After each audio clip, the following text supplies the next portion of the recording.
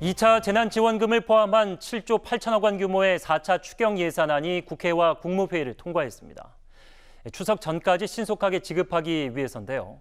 당장 내일부터 긴급 고용안정지원금이 지급되는데 당초 전 국민에게 주려던 통신비 선별 지원 등의 형평성 논란은 계속될 것으로 보입니다. 첫 소식 김용재 기자입니다. 응급 상황에 처한 분을 구할 심폐소생술. 정부가 임시 국무회의를 열고 의결한 4차 추경안의 의미입니다. 초기 4분의 대응이 심장이 멈춘 환자의 생사를 가르는 것처럼 이번 추경도 속도가 관건입니다. 이에 재난지원금은 속도전으로 진행됩니다.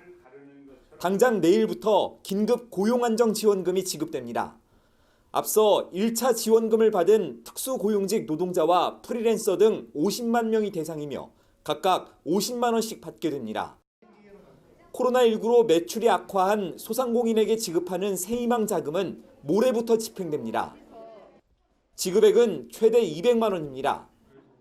아동 한 명당 20만 원씩 지급하는 아동특별돌봄지원금은 오는 28일부터 지급합니다. 여기에 지원이 확대되면서 중학생도 15만 원씩 받을 수 있습니다. 이와 함께 저소득 취약계층이 대상인 청년특별구직지원금 50만 원은 29일부터 지급합니다. 전 국민에게 지원하기로 했던 통신비 2만 원 지급은 대상이 축소됐습니다. 이에 통신비는 이번 달 기준 만 16살부터 34살과 65살 이상 국민에게만 지급됩니다.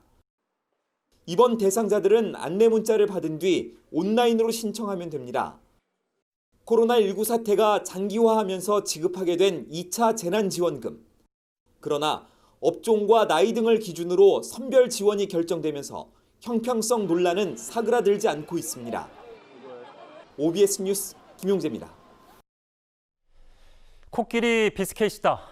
영업 제한을 풀어주거나 세금을 깎아주는 게 더 효과적이다. 2차 재난지원금으로 최대 200만 원까지 받게 될 소상공인들의 반응입니다.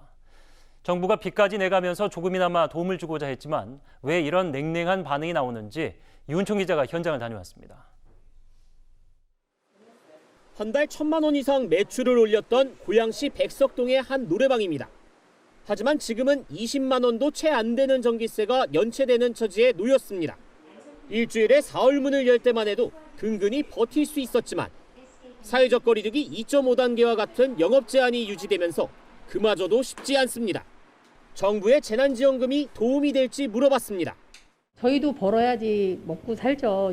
생활이 되는데 저 가게세고 여기 유지되는 것도 한 200이 넘어야 노래방 업주들은 이제는 거리두기가 완화됐으니 영업 제한을 풀어줄 것을 요구하고 있습니다.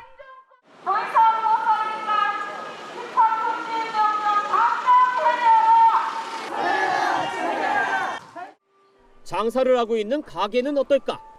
취재를 간 시간이 점심시간인데도 손님은 거의 없습니다. 20개 남짓 테이블에 하루 7테이블을 받기도 쉽지 않습니다. 10년 운영한 식당이 이런 불황은 처음이라는 하소연이 돌아왔습니다. 그도 그럴 것이 한 달 유지비만 1,500만 원이 들면서 쌓인 빚은 지난달 빌려서 갚았습니다. 코로나가 벌어지고 난 이후에는 수입이 있는 게 아니라 저희가 메꾸고 있는 상황인 거죠, 지금. 이 식당 주인은 재난지원금보단 감세가 더 필요하다고 말합니다. 추석을 앞두고 지급하겠다는 재난지원금. 정작 수혜자들도 시큰둥한 반응을 내놓고 있습니다. OBS 뉴스 이훈총입니다.